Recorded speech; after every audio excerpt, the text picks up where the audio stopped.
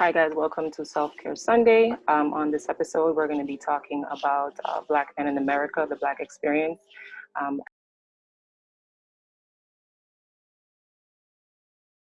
Discuss what Black Lives Matter means to you and where specifically would you want change to happen first, specifically first, the first thing that you feel, the first level that we should begin change at. Lee, you can start off with this. So I'm always Googling random stuff. So I came across this statistic that has the projected growth of US born populations from 2014 to 2060, right? So the white population makes up 68% of the population now. It's projected to come down to 49. Hispanic population makes up 13% now. It's projected to go up to 25. Other populations are making almost double their growth. There's one population that's not even making a full percentage increase, and that's the Black population. We're at 13% now. We're projected to go to 13.3% 50 years from now.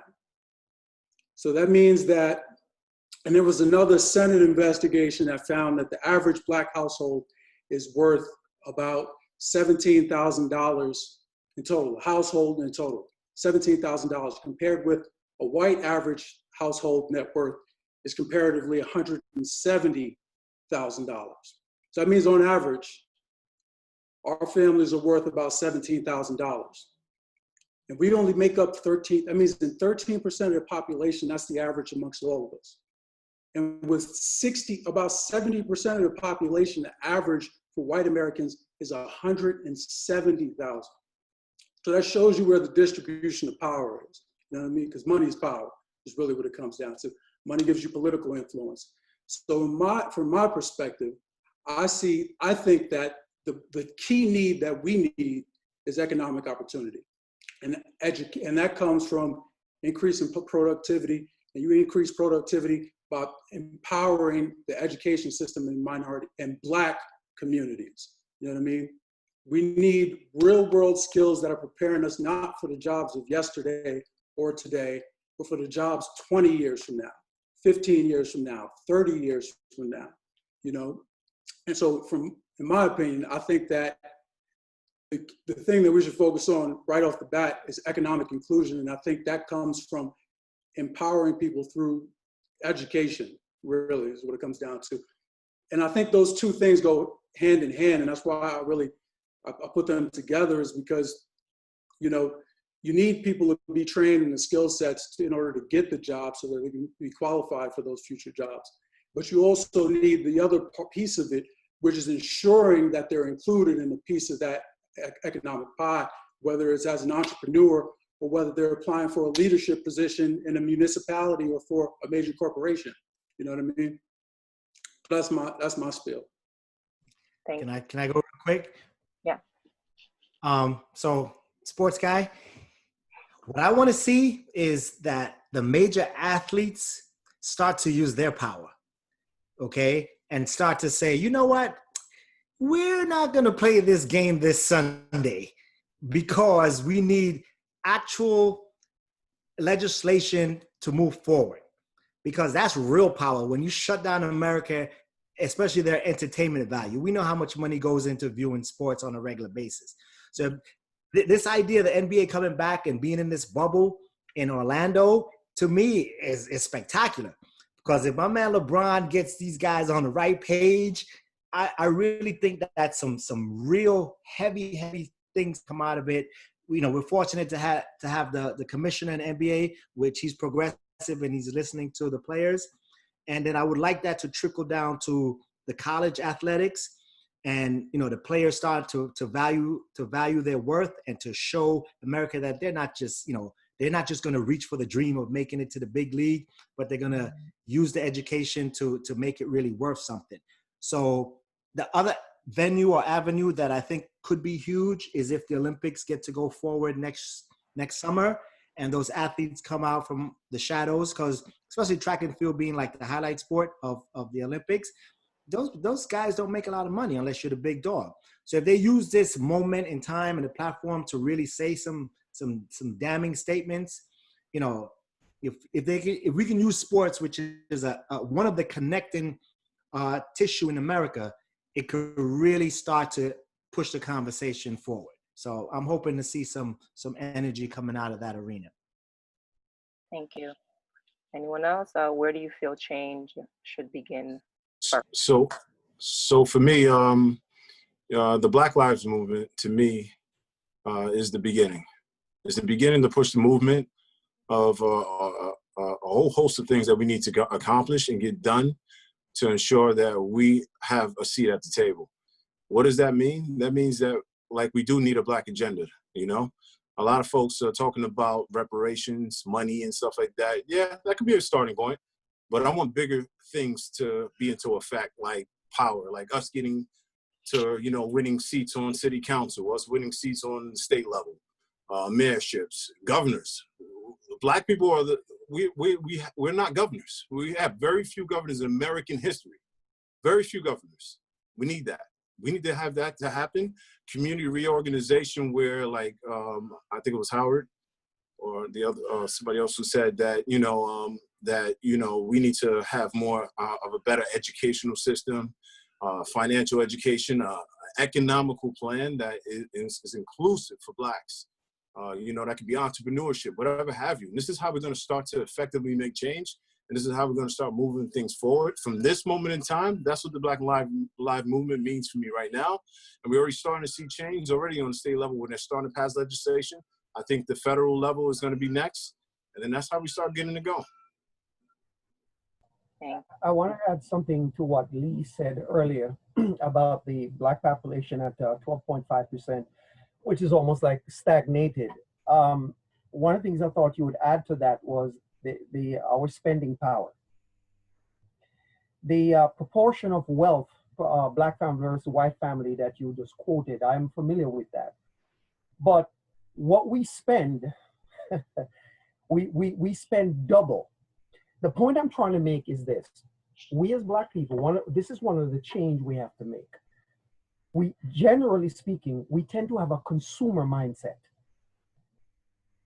When we get money, especially if that reparation thing, whatever it is, happen, if most people ever get, let's assume it happened where it's actually money into people's hands. My worries with that is that money is going to be spent in a blink of an eye and nothing changed. Because what most folks are thinking is like, oh my God, I can go get this big screen that I wanted. That doesn't solve our problem. Is it Durrell? We need to write our own education system. We need to sit down and write a curriculum for young Black men and Black girls. Not something that comes from other people and we look at it and rubber stamp it. We need to be sitting there. We have educated people in our ranks who can sit down and write a comprehensive program while we work on economic strategies, because we have the spending power. It's scattered. But if we can harness it by bringing the consciousness of what's going on and show people that that dollar in your wallet, it has power if we concentrate it. Because we tend to buy, look at our community. The food we buy and the stuff we buy, generally we buy them from people who don't look like us. And they don't live where we live. That's money flying out of our community. And I realize most brothers and sisters don't actually understand that part. Education, gentlemen and lady, is one of the things we have to include in the conversation as the way out. Because a lot of brothers and sisters don't realize it's as bad as it really is. And we need to let them understand. And we start change our mindset, where we start to get more busy in elections. We start to sit down and we're writing actual policies as we go along, and start becoming more active in community development, where we're there and we're not waiting for somebody to come and save us. That's got to go. Because if not, we're always going to be the one, I don't know who mentioned, where they tell the police, I think it was Devon, who said they tell the guy, just go to the Black community because we're powerless. We don't have power, so they can come and do whatever they want. So I would be excited, Howard and Lee, Durrell, Omar, to sit in a conversation where we're proposing ideas on how we move forward. Because once we condense it, then we're going to give it to the firecracker, which is our young people, and we give them their marching orders. We're on our way. So Black Lives Matters, it's the beginning. They're not the solution. They are the necessary beginning that needs, because white folks need to be woken up. We need to make them, what's the word, uncomfortable. And Black Lives Matter does that very well. So yes, they are opening salvo, but it's not the program. That's just a part of the program. What we need to have now is actual program on record and say, okay, now we move forward with this, then this, and so on. That's it. Thank you. Dev, can you answer that question next for me? Where you think change needs to begin first? Well, for me, as the Black Lives Matter is a spark, definitely. Let me get that out of the way. But I think for me, it ties in back to that mentality thing that I think we're not there mentally as a group. We're not there. We're more into frivolous things, like the flossing, and I don't think we get it. We really don't get it as a group of people, because if you talk to most Black folks, they are not into that, all that politics and all that stuff. They just want to get along or just move along. But we have to do more. If we're gonna get that respect we deserve, we have to do more. We gotta put the power in. We gotta put the work in. As what Mike said, we gotta write legislation. Without that, we're just gonna be bouncing around, and the propaganda is gonna continue that this group of people is just this and just this. Because if you look at it, first of all, I think we should begin at the community level, as says, support the people like you, because everybody else is doing it. So why don't we do it too? Because I've seen, even when I was living in the Bronx, I've seen a lot of, Black folks set up their little bodega, but for some reason, after a while, they just close down, and, somebody else buy it out and start run it. And you start to wonder, like, what the hell is going on? So there's a couple of things. I guess we don't have the customer service, so it goes back to education. We gotta learn to deal with people, because I don't think we're very good at that when it comes to business. I think we kind of lack in, to be honest. And the psychology is just wrong. Our psychology is just wrong. We need to educate the people that's gonna take the baton from us. We have to let them, because it's so crazy. Because what's happening in America is not just in America. It's happening because even in Jamaica, it's the same stupidness. The cops do whatever they like, and the business people, they are just, all right, for example, the Chinese guys, they're in Jamaica now, and they're doing a lot of stuff. The point that I'm making is, it's not only happening in America, it's a worldwide thing. So I think we as a collective, we should get our shit together. Excuse my language. I think we should get it together. And let me tell you, just to piggyback off you right now, change is actively happening. If you look at Amazon, you see Black Lives Movement. The other day, my son was watching he was watching Paw Patrol. Even on the kids' channel, it said Black Lives Matter. So a lot of things, that moment in time right now, let you know how much power we do have. Now, what do we do with the power that we do have? We got to actively use it to actually put ourselves in the position, because as you can see, these people are uncomfortable. Corporations are starting to become uncomfortable. If you see them putting Black Lives Matter all over the place, they know what time it is. And this is our opportunity to take advantage of this particular time and moment to start moving the agenda forward. And that's what I think is happening. No, I agree with you. I totally agree. What I'm saying is, on a local level, to each other, we're kind of out of it. That's just what I'm saying. And if we can't get along in terms of saying, the guy down the street, he's running a restaurant. If he's not cooking or preparing the food to your satisfaction, I think somebody should have a meeting with him and say, listen, you know, you got to do better.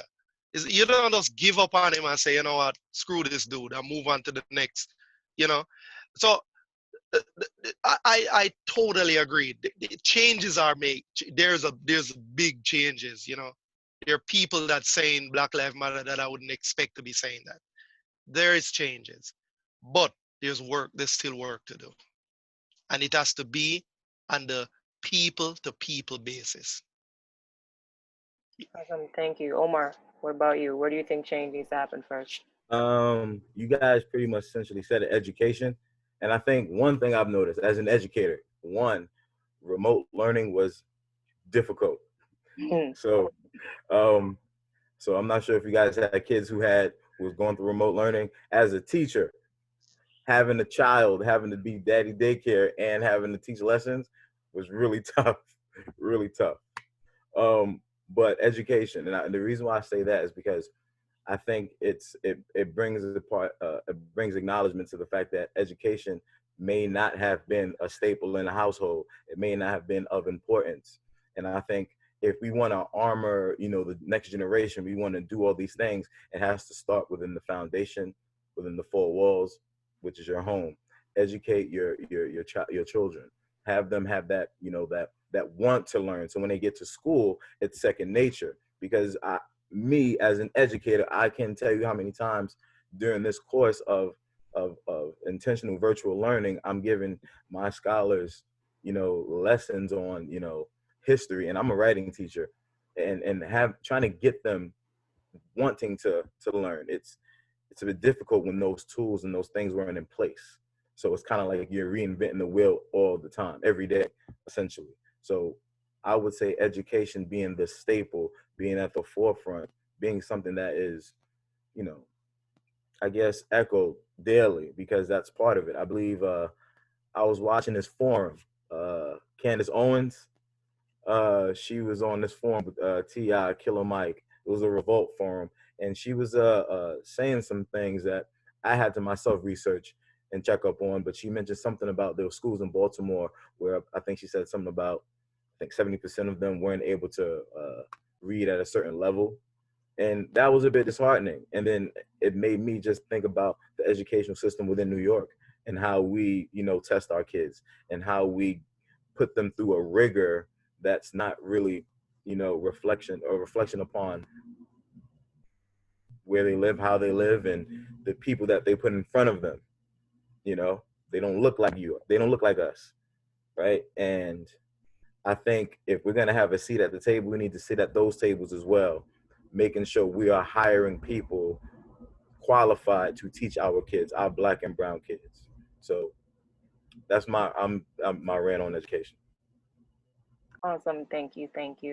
Anyone else want to add anything else before we wrap up? I just wanted to say I agree with him. Education is very, very important. That can arm us. If you think about our history and some of the things that's happened in the past, what were they trying to take away from us? They didn't want us to read. They didn't want us to write. Education is the strongest armor we have going forward to lead, whatever it is, the economical agenda, all the tools that we're trying to put in place now. So I agree with them. Education is key. We have to get our education system matching to the 2020 standards to educate our kids and to hire people that they can relate to. Thank you. So true, Durrell. And just real quickly, one of the most frightening things to America is an educated Black man, because they don't expect that. It's so frightening. They put Donald J. Trump in there because they weren't too happy with 8 years of proficiency. That is correct. But also Donald Trump, the turnaround is Donald Trump, you see, white America knows that Donald Trump is not our best and our brightest. They know. But they would rather put him there because he fit the image they have in mind of what a president should look like. Male, white, older.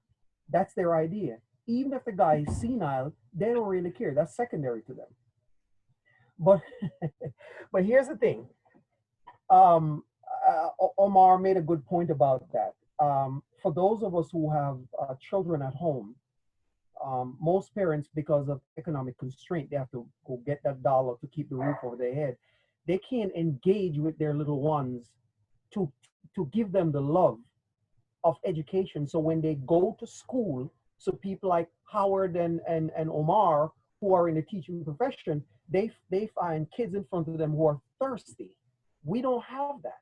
So our kids are just, what was it? They just turning off from the education system. And yet that's the very thing we need. So yes, when we sit down to write our plan forward, education is going to be one of the key things right there, because we have to put our tools together, gents, and there's a lot of issues to take care of. But I don't know if it was Lee who said we have to pick the right one that leads. Education is it. Without it, we're going to be going left foot, right foot, left foot, right foot. We don't need that right now. We need to ride this wave, ride this momentum, take it to another level. Nobody's coming to save us. We're going to sit at the table and we're going to be there to help write legislation. That's the mindset we have to have. And I think, gentlemen, great things are just around the corner. And I'm just so glad I'm going to be alive to see it and welcome it. So this is a great start, and I really appreciate this opportunity to be here sharing my ideas with you, gents. Thank you. Thank you. Thank you. Anyone else? Yeah. So I was thinking about something. I was thinking about the experiences we're going through, and how in the beginning of this, we discussed how it almost seems like it's happening in a cyclical fashion. And then I was reminded of, stop and frisk from the 90s. And I was thinking, 20 years ago doesn't seem that long of a time period. So then I thought comparatively, well, how long ago was redlining? Redlining ended in about the 70s.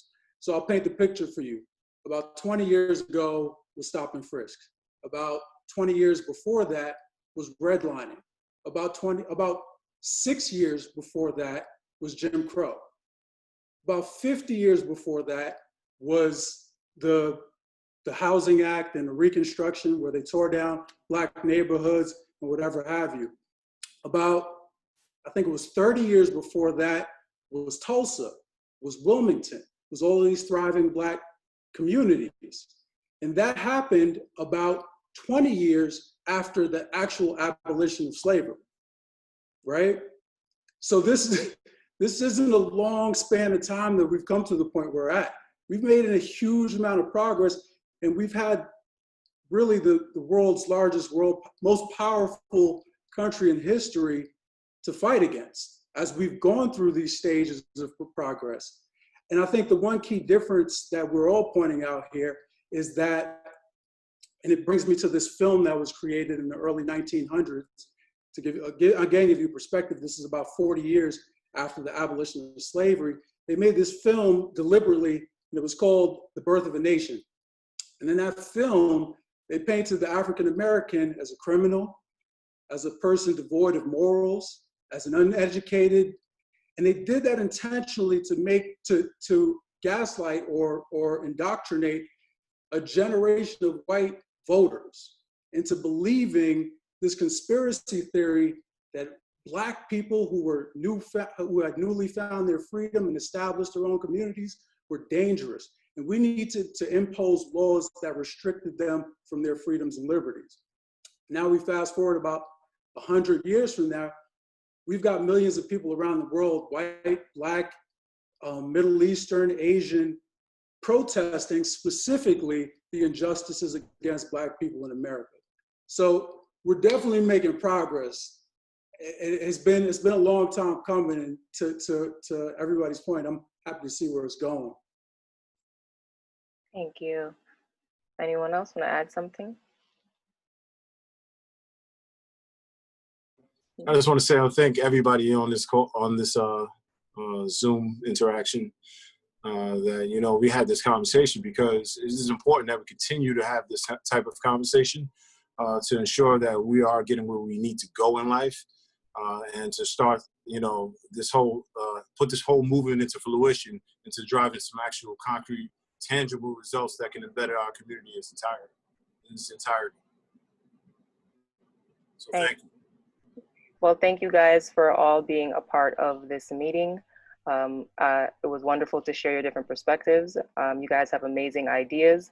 I really hope that we are in this for the marathon, because like Lee just pointed out during this entire time, that change is happening, but it's really going to take time. It's going to take persistence. It's going to take selflessness for us to be responsible for the next generation.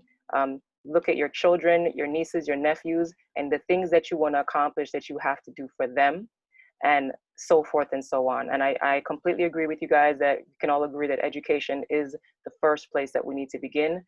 This movement has really pointed out that a lot of us aren't even educated ourselves. A lot of us don't even know for ourselves what our ancestors went through, where we're coming from. A lot of us didn't even know that information because we were hoping that the school system would educate us on our own past and our own history. And I agree that the parents really have to educate themselves and empower their children with that knowledge. Knowledge is power. I am a teacher, so I 100% agree with that. And when you know what your rights are, when you know what you can do, when you know what that power holds and the thing that they cannot take away from you, it gives you strength, it empowers you to move forward. And I really hope that you guys are in this for the marathon. It was wonderful talking to you guys. And I hope we can do this again soon.